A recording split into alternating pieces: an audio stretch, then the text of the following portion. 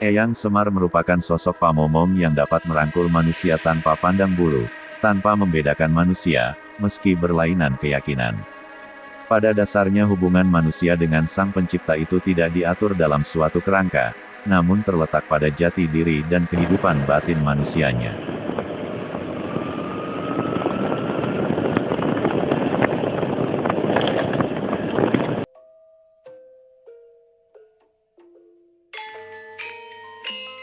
Eyang Semar adalah nama tokoh utama punakawan dalam pewayangan Jawa, Sunda dan Bali. Tokoh ini dikisahkan sebagai pengasuh sekaligus penasihat para ksatria dalam kisah Mahabharata dan Ramayana. Asal-usul Eyang Semar konon ditemukan dalam karya sastra zaman Kerajaan Majapahit bertajuk Sudamala. Dalam kisah itu, Eyang Semar disebut sebagai Abdi Pandawa V, yang bukan hanya sekedar abdi saja, dia juga dianggap sosok yang selalu menebar humor untuk memecahkan ketegangan. Eyang Semar merupakan titisan Sang Hyang Ismaya. Suatu ketika dia diperintahkan turun ke dunia oleh Sang Hyang Tunggal. Hal itu membuatnya yang semula berwajah tampan berubah menjadi buruk rupa, yang kesemuanya itu memiliki makna dalam hidup manusia. Namun ada juga cerita lain yang menyebut tubuh Eyang Semar berubah menjadi besar, gemuk, dan bundar karena menelan gunung. Eyang Semar juga dijuluki Badranaya. Badra berarti rembulan, Naya artinya wajah atau Nayantaka, sedangkan Taka berarti pucat. Hal ini menunjukkan Eyang Semar memiliki watak seperti rembulan dengan wajah pucat, artinya, dia tidak mengumbar hawa nafsu.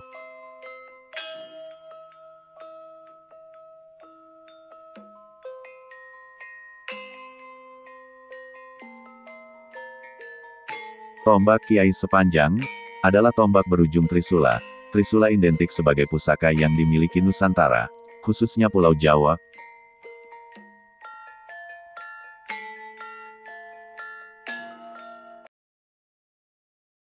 Konon, menurut cerita turun-temurun, bahwa Syekh Subakir yang berasal dari Persia, ketika perang melawan para penghuni Gunung Tidar, menurut kisah beliau pernah kalah, dan kembali, namun ketika mendapatkan trisula, menurut kisahnya juga, beliau bisa menaklukkan para penghuni Gunung Tidar.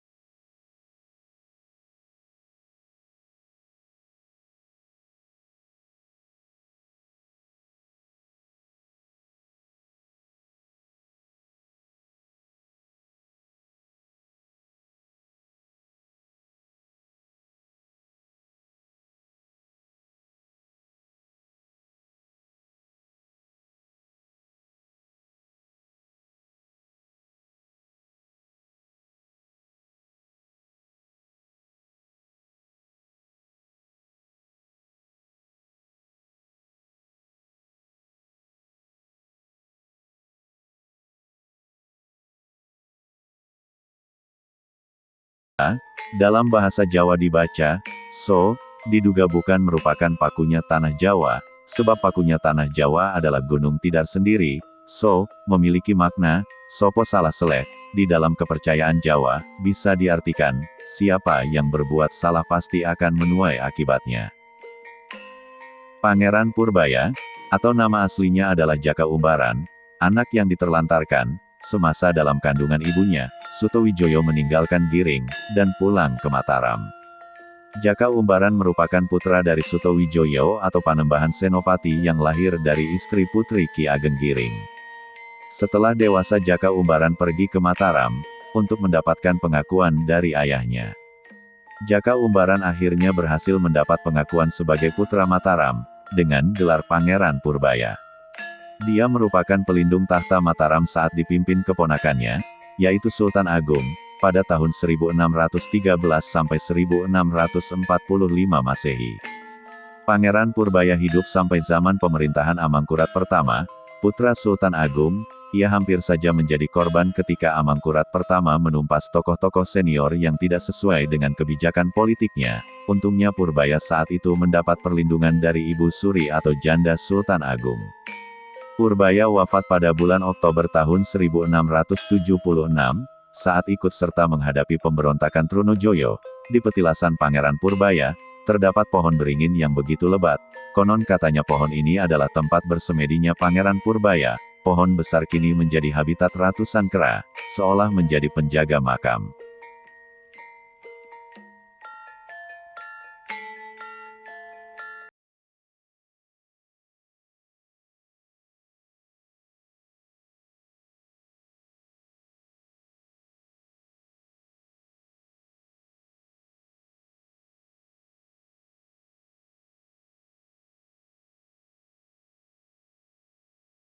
Eyang Semar dianggap sebagai nenek moyang atau leluhur orang Jawa, dan tokoh mitologi religis bagi masyarakat Kapitayan Jawa. Beragam versi cerita menarik tentang tokoh tersebut. Asal-usul Eyang Semar juga berkaitan dengan lambang visualnya, bentuk wayang semar yang bulat melambangkan tekad bulat untuk mengabdi kepada kebaikan dan kebenaran. Jari kirinya selalu menunjuk, artinya dia memberikan petunjuk yang benar, tangan kanannya menggenggam, yang artinya baik itu bersifat subjektif, matanya setengah tertutup dan melihat ke atas yang dimaknai sebagai sosok idealis. Dagu dan mulutnya diikat dengan rantai sampai kaki yang mengandung makna segala ucapan manusia harus selaras dengan perilaku sehari-hari. Asal-usul Eyang Semar masih menjadi misteri sekaligus merupakan simbol kesempurnaan hidup. Eyang Semar digambarkan sebagai figur yang sabar, pengasih, pemelihara kebaikan, penjaga kebenaran, dan menghindari perbuatan tidak baik.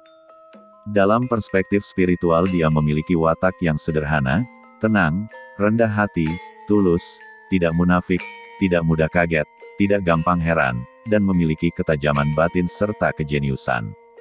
Eyang Semar merupakan perlambang guru sejati.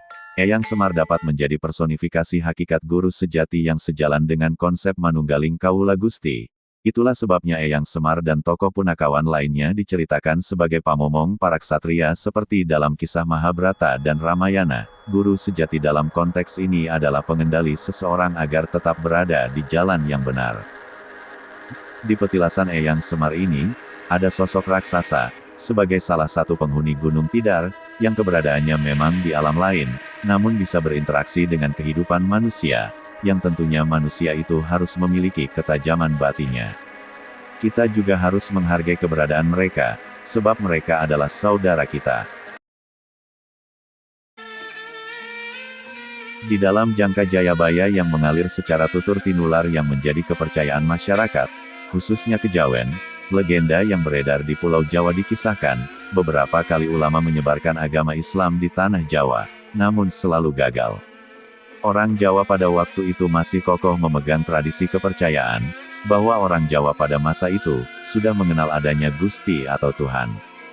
Para ulama yang dikirim untuk menyebarkan agama Islam mendapatkan berbagai halangan berat, meskipun bisa berkembang, namun hanya dalam lingkungan yang kecil. Maka diutuslah Syekh Subakir untuk menyebarkan agama Islam dengan membawa batu hitam yang diletakkan di tengah-tengahnya tanah Jawa, yaitu di Gunung Tidar.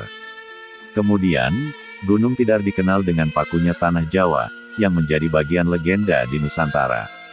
Syekh Subakir dikenal sebagai wali Allah yang menaklukkan jin dan makhluk halus di Gunung Tidar sehingga para makhluk halus tersebut pergi ke pantai selatan, tempat Nyai Ratu Laut Selatan. Setelah berhasil menaklukkan jin dan makhluk halus, Syekh Subakir kembali ke tanah asalnya.